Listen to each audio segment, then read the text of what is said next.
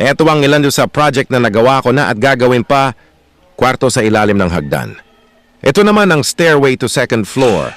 Pero ay isisirado na rin para di makascape ang lamig galing second floor. Kaya lalagyan ko ito ng partisyon dito at kakabitan ko rin ng hamba at pintuan dito.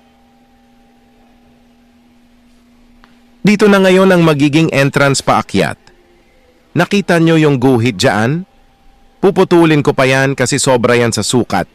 Ganon ako pag nag-cut ng plywood ang kaso malayo ang workshop site ko mula dito sa kakabitan ng materyales.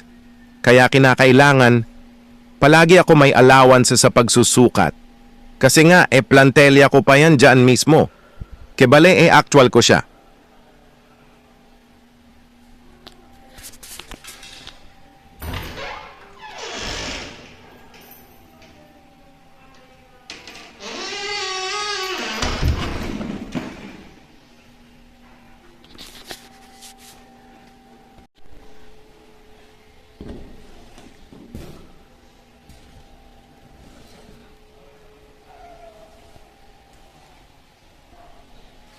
Kailangan ko siyang gamitan ng paet kasi bato na yung nasa likod.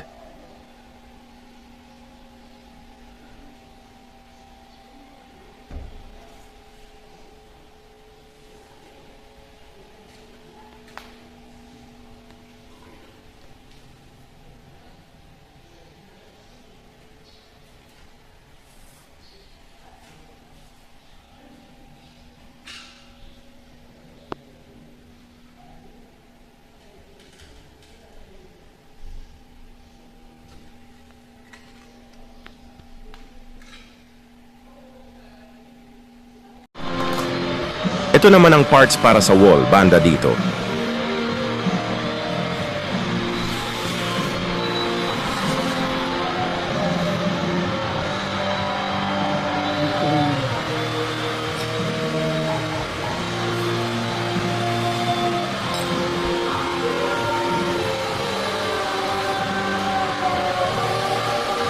At ito naman ang hamba na gagamitin para sa entrance.